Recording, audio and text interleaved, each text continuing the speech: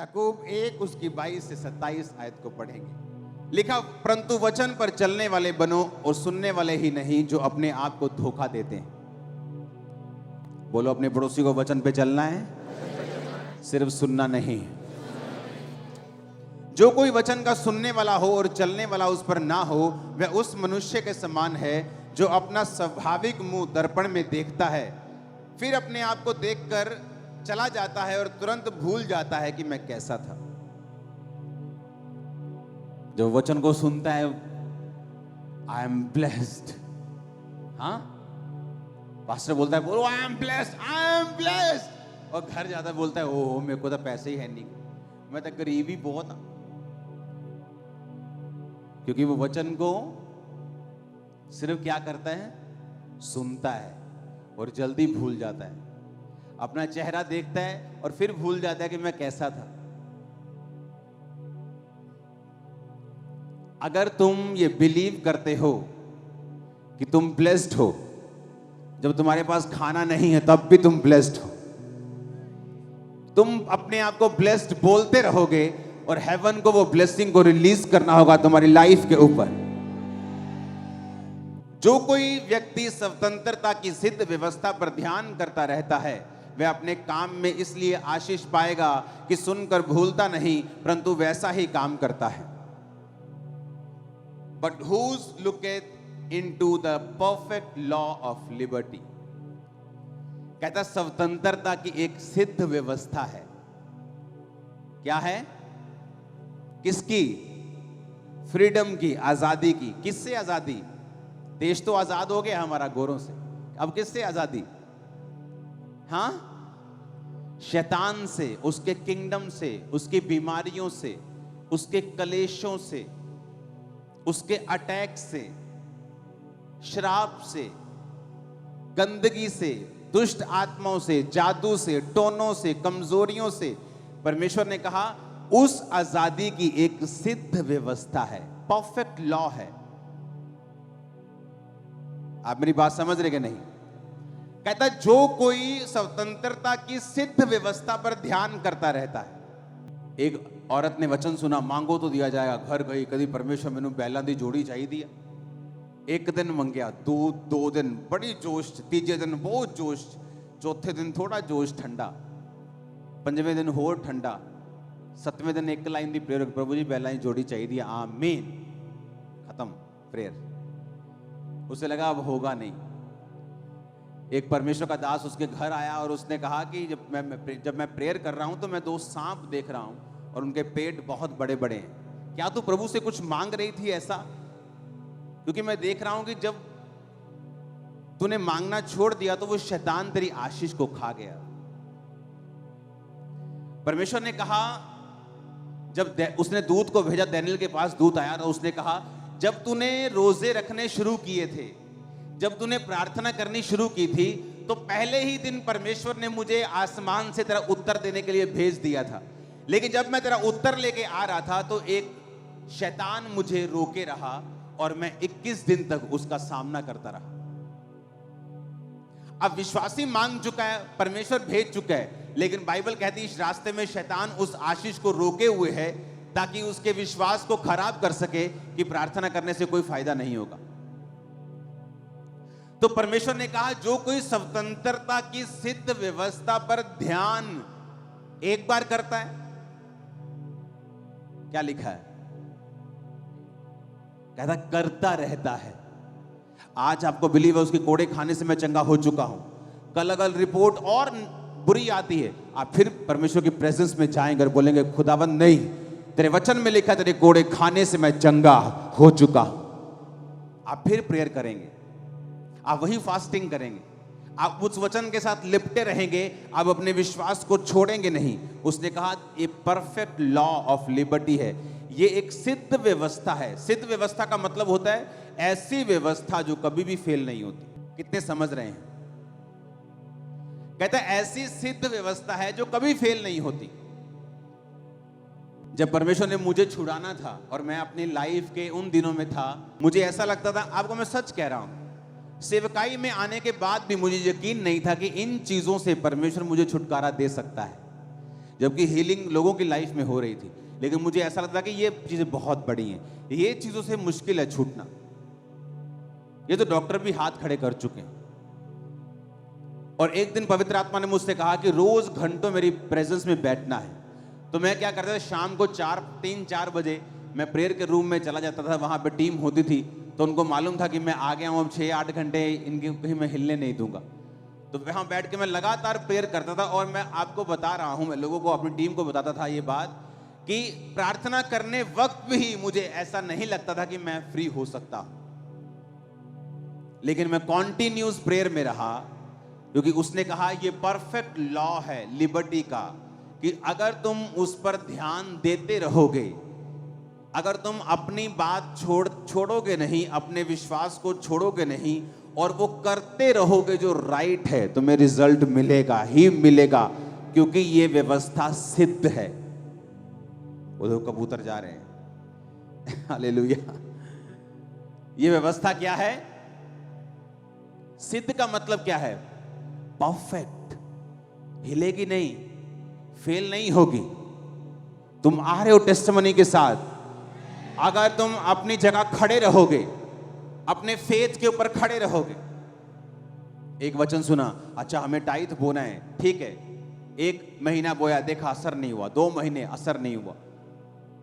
Bible कहती है, ऐ मूर्ख, किसान भी जब बीज डालता है तो 6 महीने, 3 महीने, 4-5 महीने धीरज रखता है।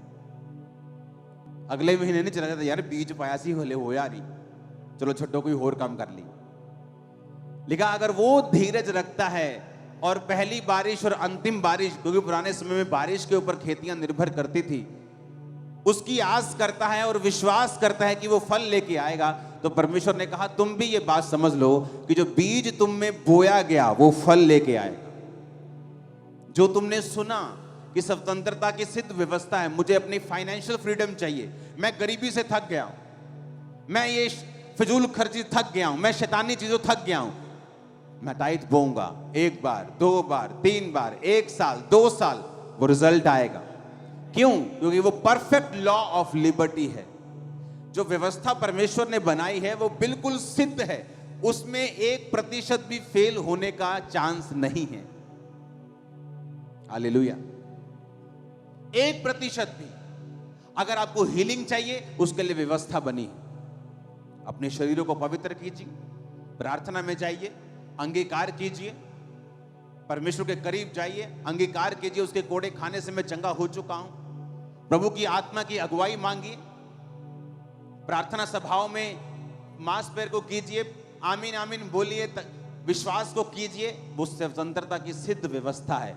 लेकिन उसने ये नहीं कहा कि 1 बार करो, उसने कहा जो कोई स्वतंत्रता की सिद्ध व्यवस्था पर ध्यान करता रहता है, कॉन्टिन्यूस, रोज। आज आपका दिल कर रहा है, कल नहीं करेगा।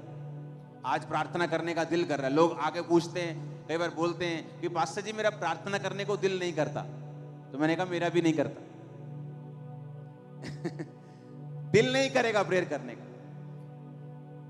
लेकिन जब आपको वचन का ज्ञान हो जाता है, आपको ये मालूम हो जाता है कि ये राइट है, ये रॉन्ग है, आप उसके लिए खड़े रहते हैं। दुनिया तड़फे, दुनिया मरे, दुनिया लोट लोट के डांस करे, आप अपनी सच्चाई से हटेंगे नहीं कभी। आप समझ रहे हैं मेरी बात?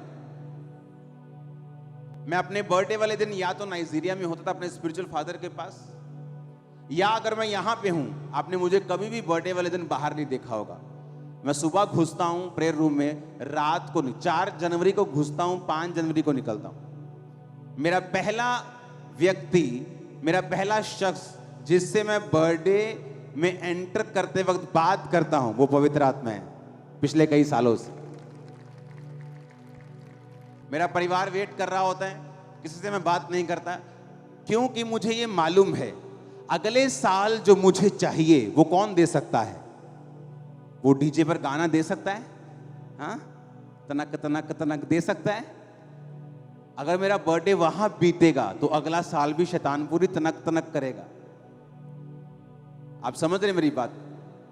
तो मुझे पता है कि वो ग्रेस मुझे प्रभु की प्रेजेंस से मिलनी है, तो मैं अपना बर्थडे उसकी प्रेजेंस में बिताता हूं।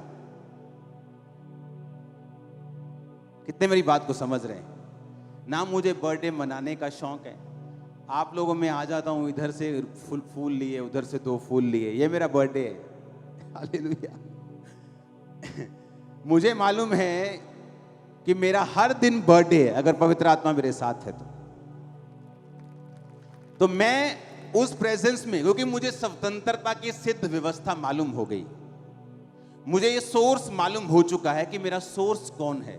आज प्रॉब्लम ये है कि लोगों को अपना सोर्स पता नहीं है कि मुझे बरकत चाहिए कहां से आएगी। वो रिश्तेदारों की ओर देखते हैं, डॉक्टर्स की ओर देखते हैं, आदमियों की ओर देखते हैं। जब आपको स्वतंत्रता की सिद्ध व्यवस्था, परफेक्ट लॉ है, कहता कभी भी ये टूटता नहीं, ये फेल नहीं होता, ये कम नहीं होता, आज काम करेगा कल नहीं करेगा।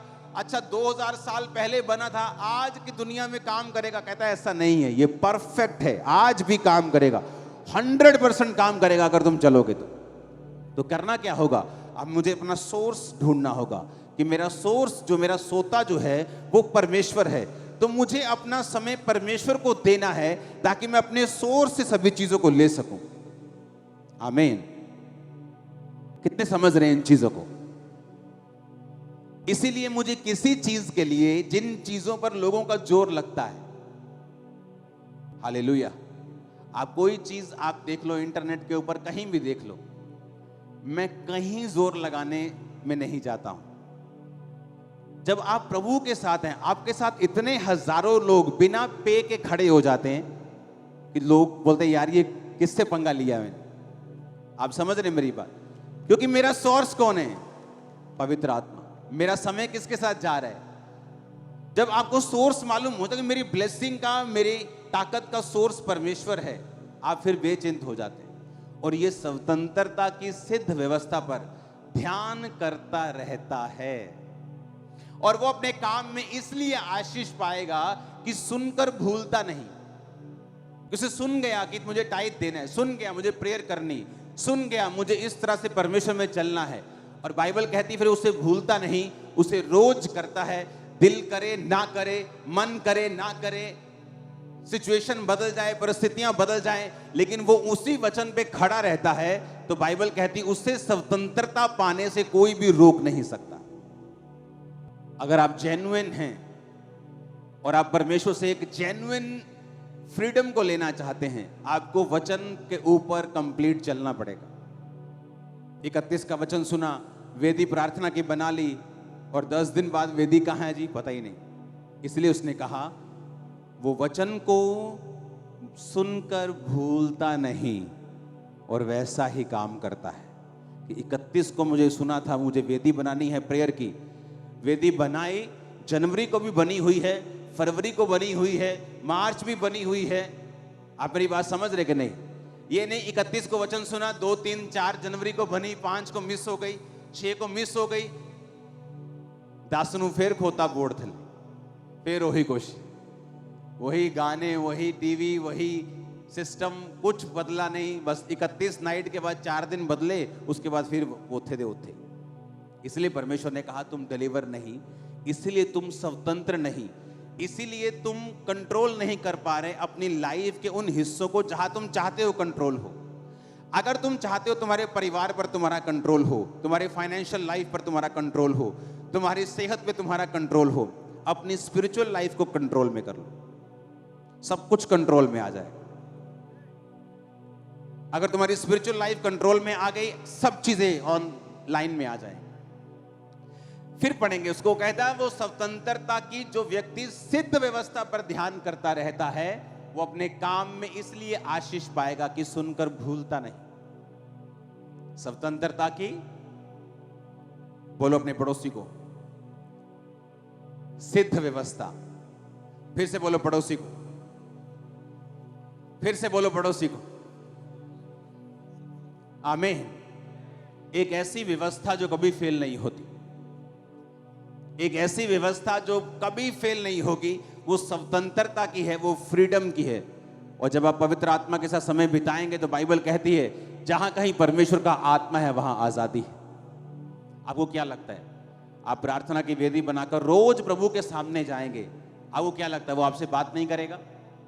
हो सकता है वो प्रार्थना के समय आपसे बात ना करे, लेकिन जब प्रार्थना करने के बाद आप अपने काम पर जा रहे हो, किसी एक विश्वासी के द्वारा वो आपकी जिंदगी में कोई इंटरेक्ट बात कर जाए, ऐसी चीजें आपकी लाइफ में होनी शुरू हो जाएं जो आपने कभी एक्सपेक्ट नहीं की, क्योंकि आपने स्वतंत्रता की सिद्ध व्यवस्था पर ध्यान दिया, आपने जो वचन बताया गया था उसको भूले नहीं और आप उसको वैसा ही करते रहे। आमीन। उसने कहा वो व्यक्ति भूलता नहीं परंतु वैसा ही करता है। अपने पड़ोसी को बोलो, जैसा सुना है वैसा ही करना है। आमीन। स्वतंत्रता की सिद्ध व्यवस्था, कहता है ये सिद्ध है, ये परफेक्ट है, ये फेल नहीं होगी। आप रोज पवित्र आत्मा की प्रेजेंस में जाएंगे, उसकी वेदी बनाएंगे, आपको क्या लगता है वो आपसे बात नहीं करेगा? वो आपको छुड़ाएगा नहीं? वो आपसे बात करेगा अपने तरीके से।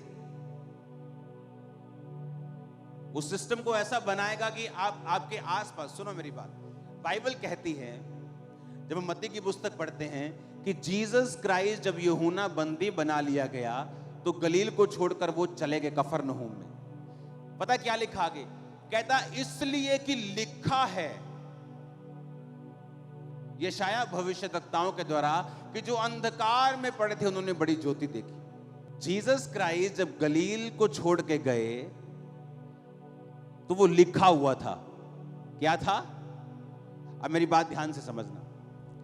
यीशु मसीह जब यूहन्ना को जेल में डाल दिया तो बाइबल कहती यीशु मसीह गलील छोड़कर कफरनहूम में चले गए। समझ आ गई इतनी बात? आगे लिखा है बाइबल में, क्योंकि लिखा है यशाया भविष्यद्वक्ता की पुस्तक में 700 साल पहले कि हे कफरनहूम, कि लिखा है कि यीशु मसीह का वहां जाना प्रोफेटिक था। बाइबल में लिखा हुआ था कि यीशु मसीह वहां जाएंगे। समझ आई? क्यों? यीशु मसीह के अंदर पवित्र आत्मा था, बाप का आत्मा था। समझ आई ये बात?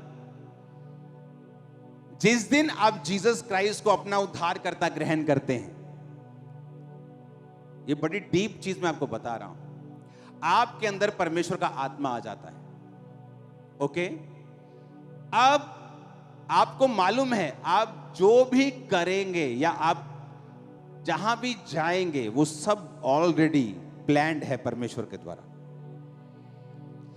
आपको लगता है आप फिर से वही बोरिंग जॉब पे जा रहे हो, मॉर्निंग 9। नहीं, वो चेंज हो चुका है। वहां से कहीं और डायरेक्शन में खुदावंद का स्पिरिट आपको ले जाएगा। पता है क्यों? क्योंकि होली स्पिरिट कहां है आपके?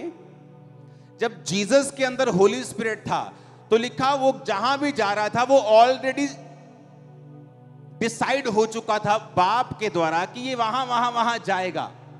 इसलिए बाइबल कहती है कि धर्मी के स्टेप्स गॉड के ऑर्डर किए होते हैं, खुदा की ओर से होते हैं। आप मेरी बात समझ रहे हैं?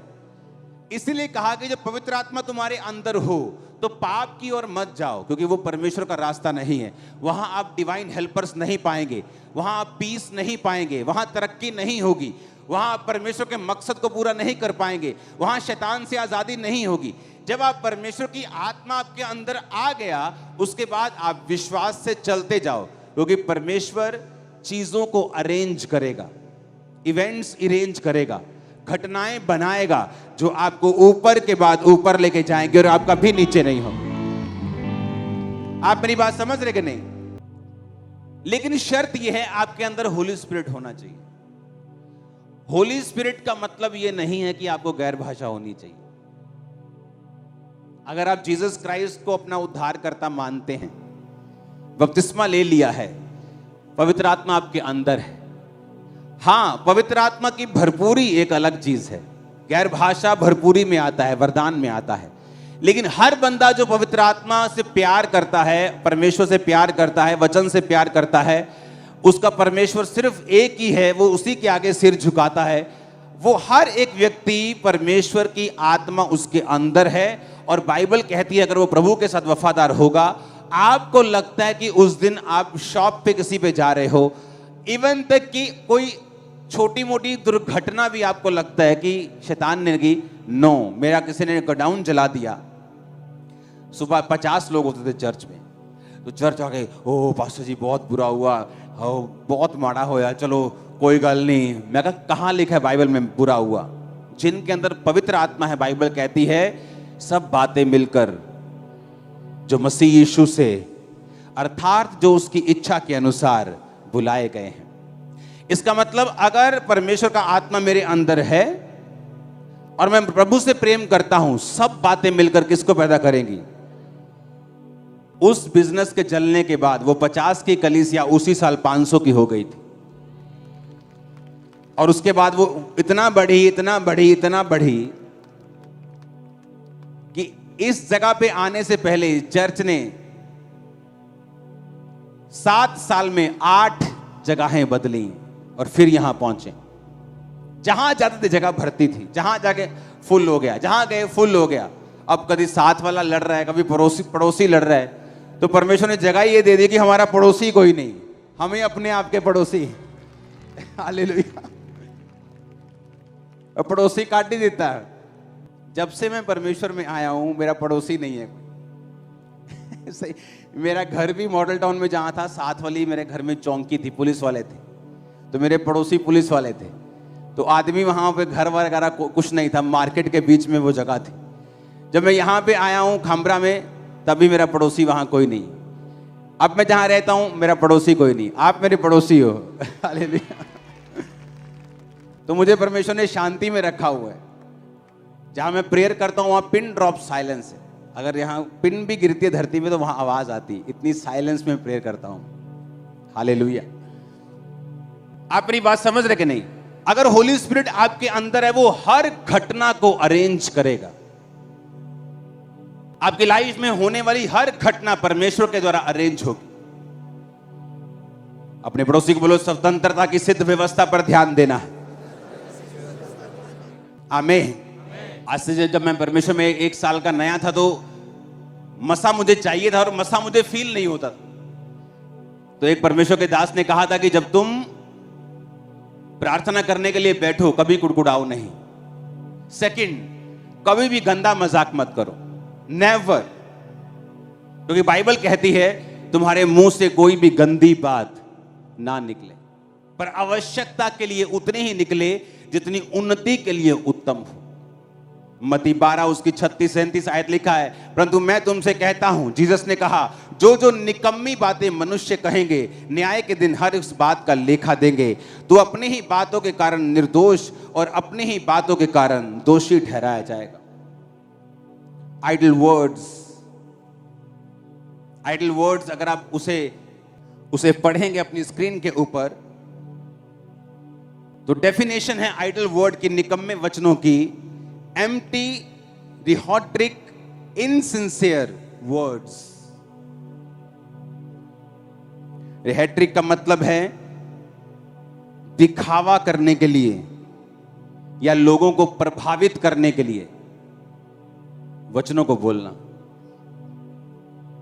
आइडल वर्ड्स का मतलब है ऐसे वर्ड जो खाली हैं, इनसिंसियर हैं।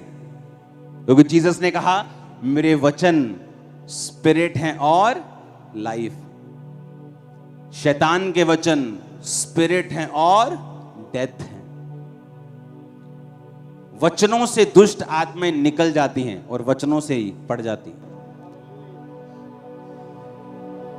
जीसस क्राइस्ट ने कहा याकूब में कि जब तू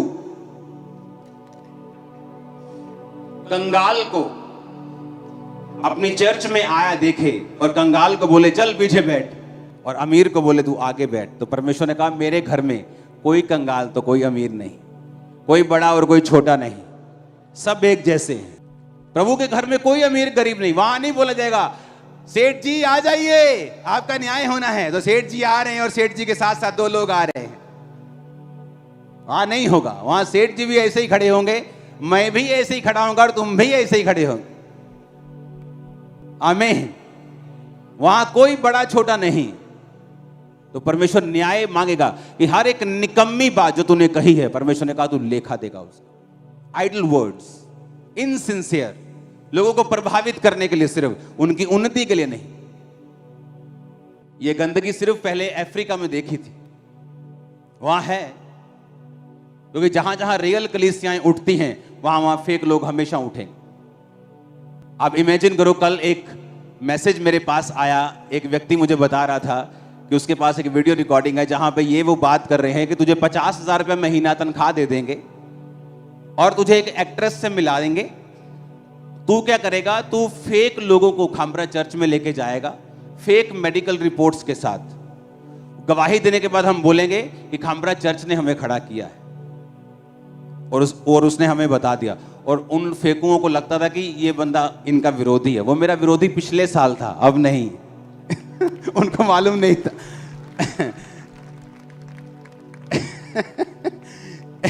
तो हम इतना हंसते हैं ना रोज, आप इमेजिन नहीं कर सकते, इतनी हंसी आती। मैंने कहा चलो एक बारी आके कोई कह दूंगा कि सानू फेक खड़ा किया, मुड़ के जाना किथे है, चांद चंद्रमा ते अहीं इत्थे ही हैं। टीम में इतनी बड़ी फौज है ना वकीलों की, मतलब पूरा कपड़े उतार देगी पूरी तरह से वो कि भाई साहब आ जाओ। आप समझ रहे हैं मेरी बात? सच्चाई को जाहिर कर देगी वो, किसी का डर नहीं मुझे। हालेलुया। और मैंने कहा उनको गेम्स आती होंगी, मुझे जीसस आता है। मैं प्रेयर में रहने वाला और उसी पे बिलीव करने वाला हूं। मुझे हंसी आती, मैं हंसता हूं रोज, इतना हंसता मुझे छुपाना पड़ता है कई बार। कैमरे को बोलना चल यार जा। हालेलुया। फिर भी फोटो में खींच लेते हैं चोरी चोरी। हालेलुया। आप इमेजिन करो, और वो बंदा आगे से बोल रहा है कि सर प्रभु के नाम की बदनामी होगी, और आगे वो कह रहा है ओ कोई नहीं देख लांगे, कोई गल नहीं। नाम लेके बोल रहा है वो तेरे साथ है। आप इमेजिन करो, परमेश्वर का कोई भय, कोई डर लोगों में नहीं, 1% भी नहीं, 1% भी नहीं। और आप सोचो कि मैं इन लोगों से अब से नहीं डील कर रहा हूं, जब मेरे मन में था। और जो लोग ऐसे लोगों को सपोर्ट करते हैं ना, मैं पूरी तरह से उनके साथ सहमत हूं, क्योंकि मैं भी कभी उनके जैसा था। मुझे लगता है कि फेक लोग नहीं होते जब तक परमेश्वर ने मुझे एक्सपीरियंस नहीं कराया और मैं एक फेक बहुत बड़े नाम के करीब नहीं गया, और करीब से जाके जब देखा तो मुझे बहुत निराशा हुई। उनका पैसा परमेश्वर है, उनको कोई परवाह नहीं है कि परमेश्वर के सामने गलती करने पर परमेश्वर क्या सोचेगा। उनको यह परवाह है कि लोगों में हमारी इमेज क्या है, उसको सुधारो। लोगों में इमेज सुधरनी चाहिए, परमेश्वर के सामने कोई चक्कर नहीं। इसलिए दाऊद कामयाब रहा और शाऊल गिरा। क्यों? क्योंकि जब शमूएल ने कहा शाऊल तू गलती पे गलती कर रहा है, परमेश्वर अब तेरा राज्य छीन कर किसी और को दे देगा, उसने कहा चलो ठीक है, नीचे मेरे साथ जाएगा ना तो मेरे साथ चलना, कहीं ऐसा ना हो लोगों को लगे कि तुम मुझसे दूर गया। अभी भी उसे परमेश्वर की चिंता नहीं है, अभी भी उसे ये प्रॉब्लम नहीं है कि परमेश्वर उससे नाराज है। उसे ये दिक्कत है कि लोगों को ना लगे कि शमूएल मुझसे रूठ गया। अभी भी लोगों की परवाह है, परमेश्वर की कोई परवाह नहीं है। और इसीलिए बाइबल कहती है शाऊल लंबा नहीं चला और दाऊद 70 साल के बाद इतना बूढ़ा हो गया। आप देखेंगे इजराइल की हिस्ट्री में कोई राजा नहीं था दाऊद के जैसा, जिसने 70 लड़ाइयां लड़के बिना किसी अपने शारीरिक नुकसान के वो जीवित रहा, और उसको हटाया नहीं क्या मार के, राजद्रोह की गोष्ठी करके, बल्कि उसने खुद अपने हाथों से अपनी गद्दी अपने बेटे को दी। आपको कोई राजा ऐसा नहीं मिलेगा। क्यों? क्या दाऊद ने गलती नहीं की उसने गलती, पर उसने अपनी गलती को स्वीकार किया कि प्रभु मुझ पे दया कर, मुझसे गलती हो गई, मुझे माफ कर, मुझे अपना आत्मा दे, अपनी आत्मा को मुझसे अलग ना कर, अब मैं तेरा हूं, मेरी हड्डियों की बेचैनी दूर कर। दाऊद को परवाह नहीं थी लोग क्या कहेंगे, उसको परवाह थी मेरा परमेश्वर मुझसे नाराज नहीं होना चाहिए। लेकिन आज लोगों को परवाह है कि इंटरनेट पे उनकी छवि खराब नहीं होनी चाहिए। इंटरनेट एक फेक दुनिया है, इसलिए ना तो कभी मैं इंटरनेट की ट्रोलिंग से डरता हूं, ना किसी ऐसे फेक लोगों से डरता हूं। ये एक फेक दुनिया है, यहां पर आप सिर्फ अपना काम करने जाते हैं और उन लोगों तक पहुंच जाते हैं जो जेन्युइन है, अदरवाइज ये एक फेक लाइफ है। मैं इस पे बिलीव नहीं करता हूं। परमेश्वर के सुसमाचार को फैलाने के लिए उसका यूज करो, लेकिन वो ओरिजिनल लाइफ नहीं है। बड़े बड़े भाषण देने वाले अगर आप उनकी फैमिलीज में जाके देखेंगे, आपको महसूस होगा कि इनके लाइफ में परमेश्वर एक रत्ती भर भी नहीं। मैं आपको सच कह रहा हूं, आपको महसूस होगा। एक विश्वासी भी ऐसा अपनी वाइफ के साथ नहीं करता होगा जो ये लोग करते हैं। बेल्टों से मारना, खतरनाक काम करने जो आपके दिमाग में भी कभी नहीं आ सकते, क्योंकि हमें इंटरनेट की परवाह है कि लोग क्या सोचेंगे। ये तो बिल्कुल नहीं परवाह कि परमेश्वर क्या सोच रहा है, उसके दिल में क्या चल रहा है, परमेश्वर के सामने क्या मैं सही हूं। हालेलुया। हमें अपनी लाइफ को बिना डिस्ट्रैक्शन के लेके जाना है। 2024 सुसमाचार का साल है। तैयार हो जाओ दुनिया के हर चैनल के ऊपर जाने के लिए। और शैतान को मालूम है कि ये सुसमाचार की ओर चल पड़े हैं। अब हमें प्रार्थनाएं करनी होंगी, अपने बीजों को बोना होगा, प्रेयर्स करनी होगी, फास्टिंग करनी होगी, क्योंकि पैसा एक छोटा हिस्सा है इस चीज के लिए। प्रार्थना का एक बड़ा महत्व है इस चीज के लिए, क्योंकि प्रेयर जो है वो रास्तों को साफ करती है। और आप देखेंगे कि परमेश्वर किस तरह से शैतान के मंसूबों को, उसके चीजों को नाकामयाब करके उसको शर्मिंदा करेगा। और मैं आपको एक बात समझाना चाहता हूं, ये शुरू से आदत रही है मेरी कि जब आपको परमेश्वर के लिए खड़े होने का मौका मिले, मत डरो, खड़े हो जाओ। अकेले हो, भीड़ हो, कोई प्रॉब्लम नहीं, खुदावंद आपके साथ होगा। और जितने डरपोक लोग हैं ये तब समय पे नहीं बोलते, समय पे फिर जब बोलने का समय तो फिर प्रेम का प्रचार करते। क्या प्रेम का मतलब यह है कि एक वेश्या को बचाने के लिए मुझे उसके साथ सोना पड़ेगा? एक शराबी को बचाने के लिए मुझे उसको शराब पीनी पड़ेगी? ये प्रेम है? क्या यीशु मसीह ने जब भवन में जाके कोड़े मार के पैसे बिथरा दिए, क्या वो प्रेम नहीं करता था उस समय? क्या जब यीशु मसीह उनको मूर्ख मूर्ख कहता था, क्या उसमें तब प्रेम नहीं था? क्या जब पौलुस है निर्बुद्धि गलातियों बोलता था, क्या उसमें प्रेम नहीं था? प्रेम का मतलब परमेश्वर के लिए खड़े होना भी है। हालेलुया। और प्रेम का मतलब परमेश्वर की पवित्रता के लिए खड़े होना भी।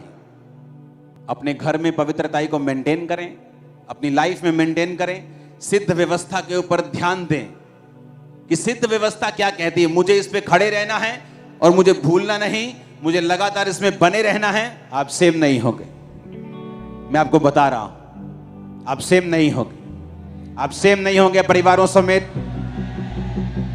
आमीन ऊंचे वाला चाहिए चर्च। मैंने कहा आमीन ऊंचे वाला चाहिए चर्च। हमारा चर्च के पास आज से 17 साल पहले भी जो हील हुए थे उनका डाटा है।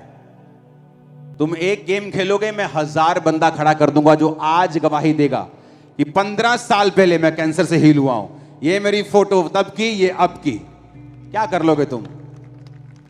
तुम जेन्युइन को हरा नहीं सकते, तुम लाख कोशिश कर लो।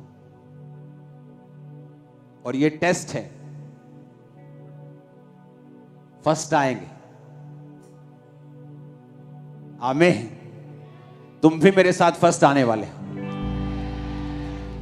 हालेलुया। ऊंची आवाज में हालेलुया। पिछले डिलीवरेंस मीटिंग से लेके 31 नाइट तक जितना वचन प्रीच हुआ है उसे दोबारा सुनो घर जाके और उसे फॉलो करो। डिलीवरेंस वीक से कब तक? बोलो अपने पड़ोसी को, डिलीवरेंस वीक से 31 नाइट। और मैं अपनी टीम को बोलना चाहता हूं, जो आप लाइव चलाते हो, 31 से लेके सारे सरमन अलग अलग चलाओ लाइव पर। जब भी लोग देखें तो यही इन्हीं चीजों को देखें और उन्हें दोबारा सुनो और दोबारा सुनो और उसे फॉलो करो। और ये देखो कि आप भूले नहीं जो वचन बोले गए हैं, आप उन्हीं पे चलते रहें। 2024 आपकी टेस्टिमनी बिल्कुल श्योर है। मैं आपको सच कह रहा हूं, 100% श्योर है। जो वचन मैंने आपको डिलीवरेंस वीक्स के दौरान दिया है वो आम वचन नहीं है। अगर आप उसे दोबारा सुनेंगे आपको लगेगा प्रभु अभी भी मुझसे बात कर रहा है। उसको सुनो दोबारा से और उसको फॉलो करो, क्योंकि परफेक्ट लॉ ऑफ लिबर्टी यही है। अगर मुझे लिबर्टी चाहिए तो यही लॉ है और ये परफेक्ट है। ये सिद्ध व्यवस्था है जो परमेश्वर ने मुझे दी है। और बस एक उसकी कंडीशन है कि उसे करते जाना है, उसे छोड़ना नहीं है। दिल करे ना करे, वातावरण कैसा है, परिस्थितियां कैसी हैं, दुख है सुख है, नो प्रॉब्लम। दिल कर रहा है नहीं कर रहा, करते जाना है, करते जाना है, करते जाना है। आप सेम नहीं होंगे। आमीन ऊंचे वाला चाहिए चर्च, आमीन ऊंचे वाला चाहिए चर्च।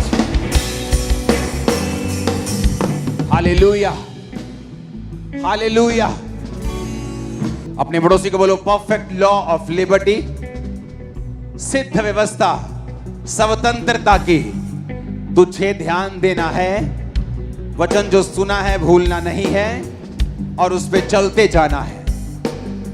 आमीन। और जो मोटे मोटे वचन हैं, जो मेजर मेजर हैं, वेदी बनाना, रोज प्रेयर करना, बाइबल, वो अपने घरों के ऊपर वाइट पेपर्स बना के या ऐसी चीजें बना के, फ्रेम्स बना के, उन्हें लिख के या प्रिंट करा के रखो।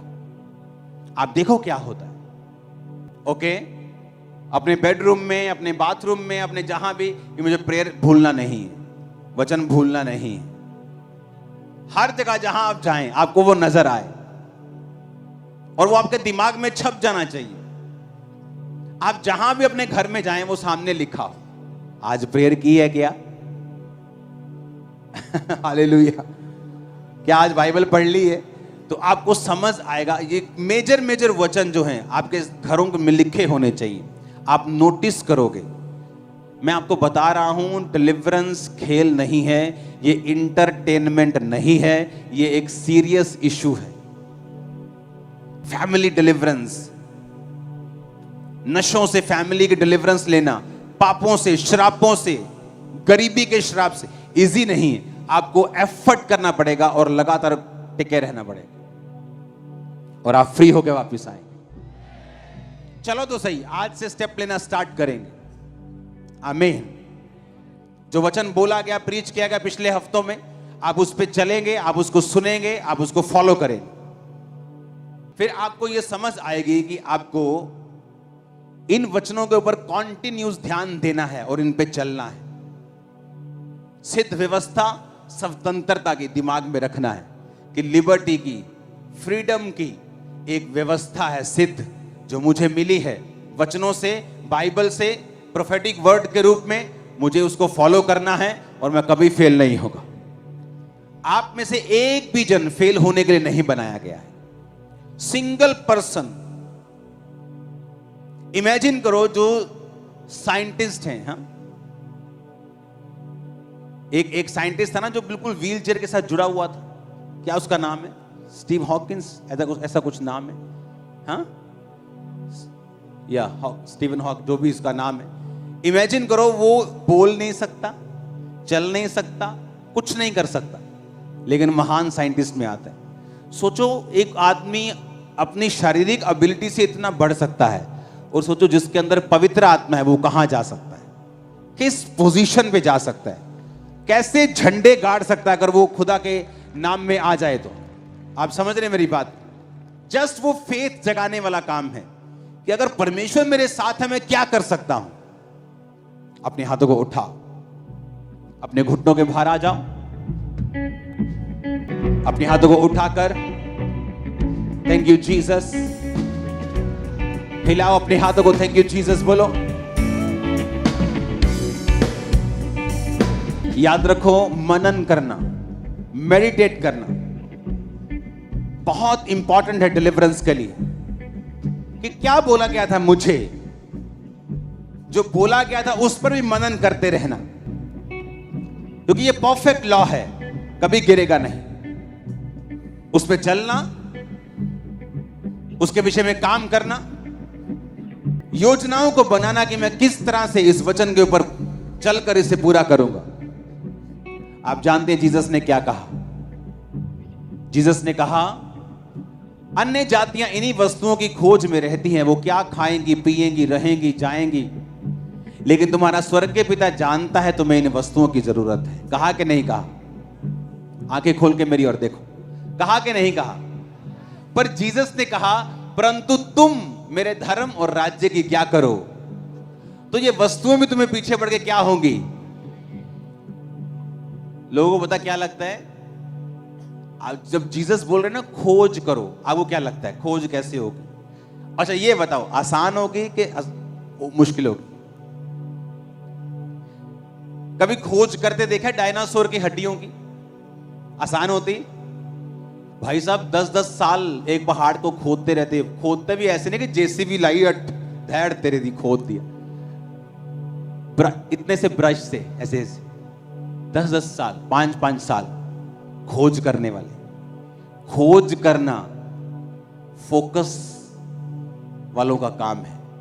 खोज करने का मतलब है कि अपनी लाइफ की सारी एनर्जी इकट्ठी करके एक चीज पे लगा देना, उसे खोज बोलते हैं। पीएचडी स्टूडेंट है यहां पे? ओके सुनो, जब पीएचडी स्टूडेंट को बोला जाए एक खोज करो, एनर्जी लगती है, समय लगता है। कितने मेरी बात को समझ रहे हैं? जब खोज करने के लिए बोला जाए तो वो आसान नहीं है।